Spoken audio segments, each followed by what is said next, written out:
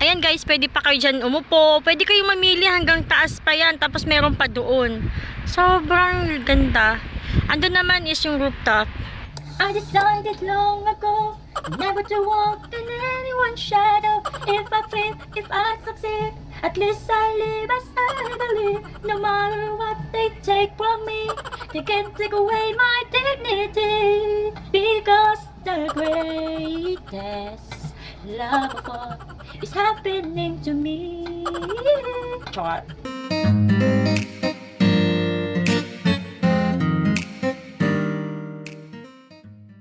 Annyeong Chingadol! Good morning! Bali ngayon ay 11 AM in the morning. And naglilinis ako kasi kaka-pick up lang nung pasabay box namin. Kaya medyo maluwag yung aming sala ngayon. Ayan, diba? Sala! Maluwag pa siya niyan sa lagay niyan. And ito, para to sa customer ko, solo box na yan. Malaking box yan. And itong damit ay bagong biling damit ni Mr. Dax. Sinusukat niya, chinecheck niya yan. Kaya nandyan lang, nakasampay lang yan dyan. Bago po yan guys, hindi po yan gamit. So, ito, ayan, malinis yung aming box, ay yung aming sala. Tapos yun, mga order pa sa amin yan na i-send namin. Ayan, i-send din namin yan. Alam nyo guys, ramdam na talaga yung autumn kasi yung hangin, lalo na kahapon, grabe yung hangin. As in talagang ang lakas-lakas ng hangin. Kaya ginawa ko, sinirado ko na yung pintuan namin kasi para mag-circulate yung hangin sa loob ng bahay namin. Talagang ino-open ko yung doon sa may terrace, sa may veranda, tapos dito sa may corridor, pati yung pintuan namin, ino-open ko para mag-circulate yung hangin sa loob ng bahay, di ba? Pero kahapon talaga, hindi talaga kinaya kasi grabe sa sobrang lakas ng hangin, pati yung mga gamit-gamit namin dito lumilipad. Hindi naman yung mabibigat, syempre, di ba? Yung ano lang, yung mga light-light lang na mabilis liparin ng hangin. So, pero malakas talaga. So, pinatay ko. Ay, ano mo, sinirado ko. Pinatay talaga. Anyway, may lakad ako mamaya. Kaya maaga ako naglilinis. 11 AM no, maaga pa yon. So, para sa akin maaga pa yon. So, ayun. Naglilinis muna ako para wala namang masabi si Mr. Dax. Kasi meron akong imimit na kaibigan at isasama ko kayo. Oo, magpupunta kami sa isang coffee shop na malapit dito sa bahay. I decided long ago never to walk in anyone's shadow. If I fail, if I succeed, at least I live as I believe. No matter what they take from me, they can't take away my dignity. Because the greatest love of all is happening to me. Char. Nagpapatugtog ako habang naglilinis, guys. Kasi, alam niyo yun, di ba? Mas nakakaganang kumilos pag may tugtog tayo. Alam ko, hindi lang naman ako. Madami akong nakikita dyan na talaga nagpapatugtog sila pag naglilinis. And, Whitney Houston yung pinapakinggan ko. Masarap ng hangin talaga. Ramdam mo na yung autumn. Paulit ulit ako Kasi may ganito akong ugali guys. Pag sobrang natutuwa ako sa isang bagay, sobrang na-amaze ako, paulit ulit ko sinasabi. Kunyari, pag nasarapan din ako sa isang food, paulit-ulit ko din yan sasabihin. Kaya sa mga kaibigan ko dyan, makikita nyo talaga na gustong-gusto ko yung isang bagay na pinuntahan. Sarap na sarap ako sa isang food or kahit ano pa yan. Pag pinapaulit-ulit kong sinasabi na masarap, maganda, gano'n. Alam nyo na. Ibig sabihin talagang legit. Walang halong echos, walang halong pangbobola pag pinauulit-ulit ko yung sinasabi ko.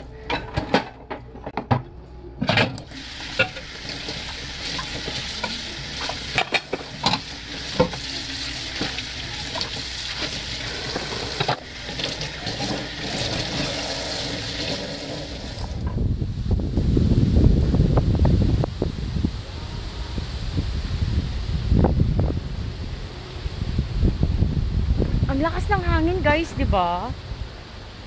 Bali, papunta na ako doon sa place kung saan kami magkikita nung kaibigan ko. Bali, dapat 3 PM kami magkikita pero naging 3:30 kasi siguro may ginawa yung friend ko, kaya yun. And ako, malapit lang kasi yung lugar na yon, yung coffee shop na pupuntahan namin dito sa bahay. Hindi naman sobrang lapit, siguro mga nasa 30 minutes na lalakarin ko din. Pero dito pa din sa pinaka area namin, so maglalakad lang ako para exercise. Pero pag umuwi ako mamaya, syempre sasakay na ako. Ngayon lang tayo maglalakad. Ang sarap kasi ng hangin, refreshing. May mga bulaklak na dun, oh. Hindi ko alam kung i-open ba nila to. Kasi ito yung parang pinaka-gate, oh. May mga lumalabas na bulaklak.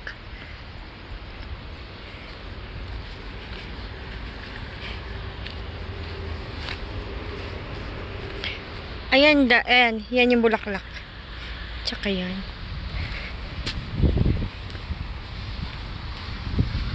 Masyadong madamo dito. Nasabi ko na sa inyo, mabilis talagang magkaroon ng damo dito banda.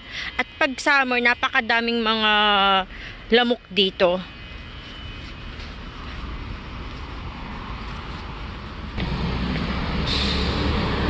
Nice nung pink flower. Ang nice.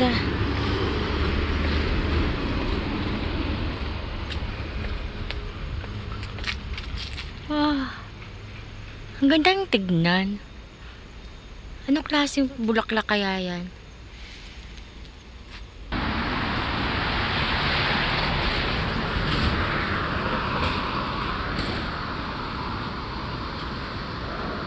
Yung ganito guys, na mahangin, tapos alam mo yun, yung malamig, tapos nasa arawan ka, malakas pa rin tong makaitim. Kaya yung mga nandito sa South Korea na bago lang, huwag kayo masyado magbibilad kahit na malamig ang panahon. Kasi yung init ng araw nakakaitim pa din. May payong ako, hindi ko ino-open kasi dito lang banda. Ayan. Yung space kasi na to, di ba wala siyang building. Doon kasi banda may building na, so hindi ko kailangan magpayong. Ayan, dito banda. Sarap na hangin, my gosh. Ayan. Simula dito ay malilim na.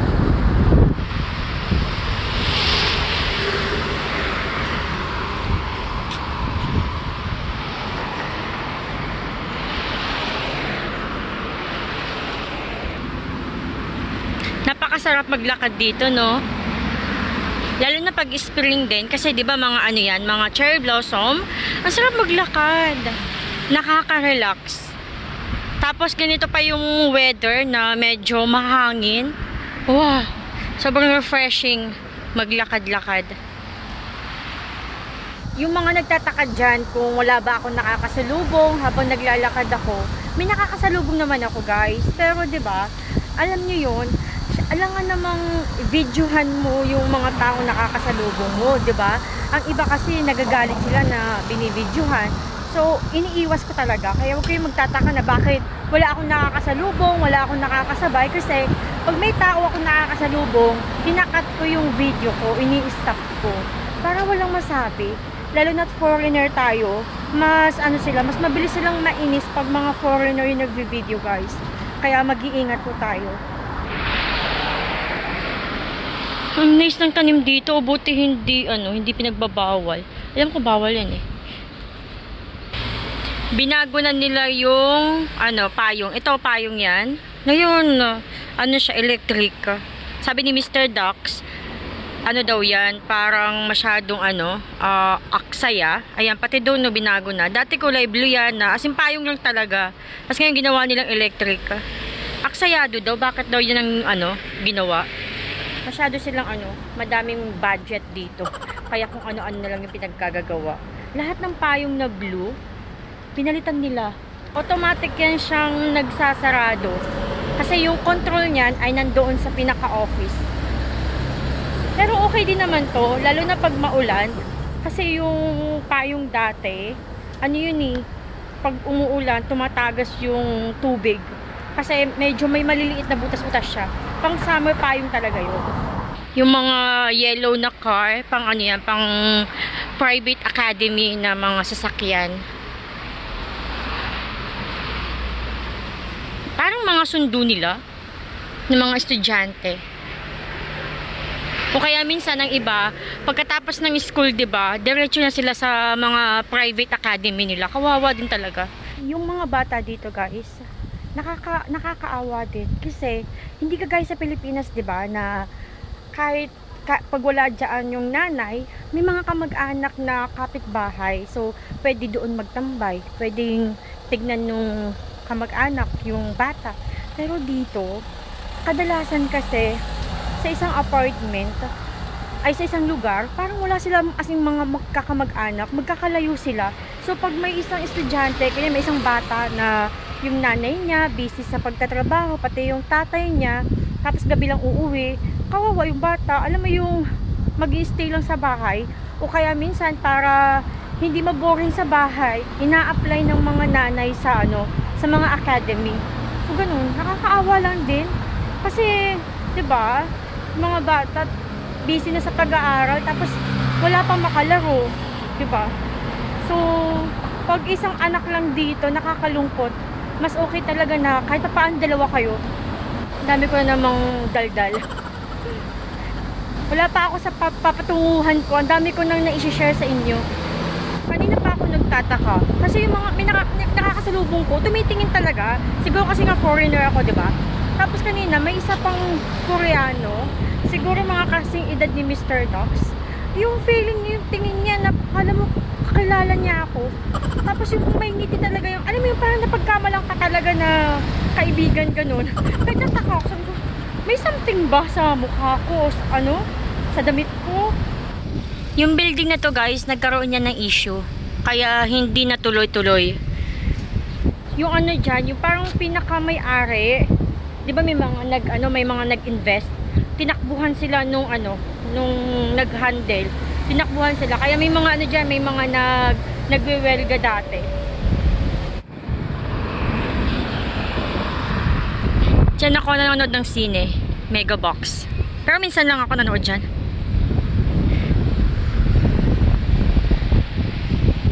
Papunta doon ay tunnel na, guys. Tagal naman itong red light na to. Ayan, okay na. Kakushida! First time kong naglakad sa area na to kasi hindi naman ako napapadaan sa area na to eh. Doon ako banda sa kabila. Kasi pag pumupunta kami ng hospital, doon sa pinagpapacheck-upan ko, doon sa kabilang bus stop kami, bumababa ng mother-in-law ko, asawa ko. Doon din kami sumasakay pag uwi sa amin. So ito, medyo naninibago ako. First time ko. Nakikita ko ng kaibigan ko. Pagpupunta sa coffee shop, guys, ito yung unang bus stop na mabababaan nyo. Pag galing doon sa tunnel. Ayan.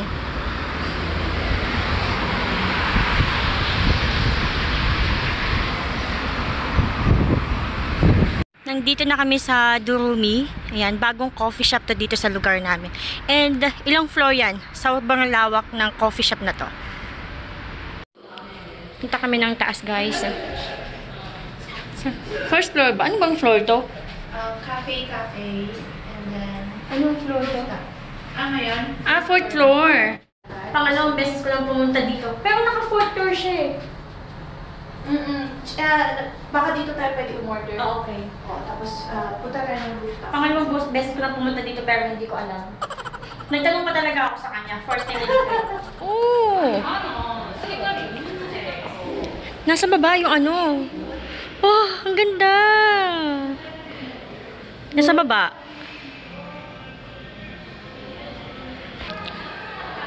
Ang nice! Parang kailangan natin pumunta sa baba. Tapos pag may meeting, may conference. Oo, pwede. Tayo sa baba. So dito bibili, guys. Anong floor ba to, sis? Second Second floor lang kasi kami na nag-fourth floor kami. So, second floor lang kayo. So, ito yung order namin. Ito yung sa akin. Cake and kay May ay pizza. Kasi nga, gutom na gutom po siya. Malayo yung pinaggalingan niya. Yes. And ito, hindi ko alam ang tawag. Yono. Titikman ko palang. First time ko lang din makita. Sa kanya, chocolate. Ayan. So, napakaganda ng place dito. Sobrang ganda. Siyempre, yung aking bisita sa Jongguan. Maganda. Wala pa masyadong tao.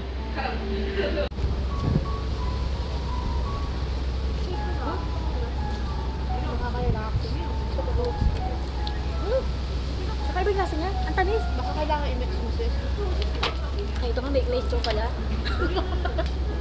Ayoko din na ilalim. Pero ang ano niya, yung ibabaw niya guys, yung ibabaw niya ang tawag din malagkit, malapot. Sobrang lapot yung ilalim niya. Ay, ito, yun, sobrang lapot. Tapos milk yung nasa ilalim. I-mix natin. Hindi ako nagbablog pag may parang kagaya mo, di ba, parang may sila ka dito. So, minsan hindi ako nagbablog kasi parang nadidistract ako. Na katakan, sabi ko, syempre, di ba? Kailangan ko lang ha. Nung pumunta kasi kami dito nila Jing, hindi ako nag-vlog noon. Kasi sabi ko, first time ko. Kumbaga, gusto ko talagang ma-enjoy siya ng ganda, di ba? Hindi ako makakabuelo mag-vlog. Tapos kasama, ilan din kami nun eh. Makinig. Hagod yan. Pero okay naman pag ganito para switch na Okay ko. Alam mo, ang daming kukuha ako. Ang daming mga magagandang coffee shop sa Gijang. Kasi ito, Jongguan ko eh. Pero sakop kami ng Gijang. Ang daming magagandang coffee shop. Gusto nga lang layo na. At ako layo na yun. Sa pato. Muna na ba?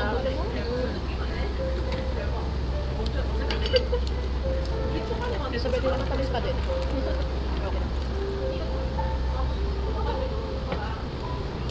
Parang nasa siyang bubble gum. Or something. Yun, ano yun? Oh, ang ganda ng view, 'di ba? Oh. Andun yung friend ko.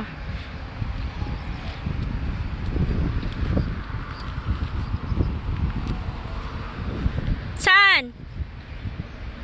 Saan tayo? Ay.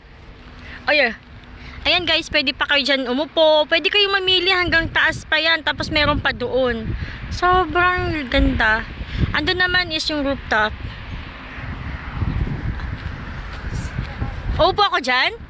Hindi na ako makapag-vlog kasi nagpipicture-picture kami. Kasi yung kasama ko, magaling po siyang photographer. So, libre po to kaya sinasamantala ko guys sa pagkakataon nang mapalitan yung aking profile picture sa Facebook. 150. Ang sarap talaga. Ayan, 'di ba? May durumi diyan. Magpapapicture ako diyan. My God, napakaganda talaga ng Dito kami guys sa rooftop. Ayan, yung rooftop. Kami na naman picture. Sobrang ang ganda ng durumi guys. Sobrang ganda talaga and worth it puntahan dito. Lalo na yung mga mahilig talaga magpicture. Sobrang Instagrammable talaga siya. As in, I love it.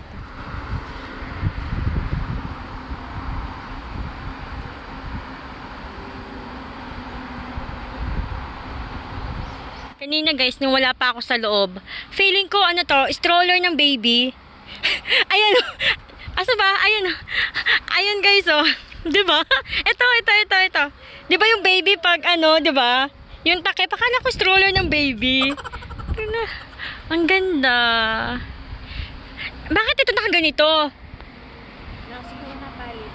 Oo, ng hangin. Kasi sobrang lakas ng hangin kasi. Pauwi na ako and yung friend ko sumakay na siya ng bus na 108. Hinantay ko muna siyang makasakay bago ako uuwi. So ngayon, iniisip ko kung sasakay ako ng bus o maglalakad ulit ako. Kasi maganda naman yung weather.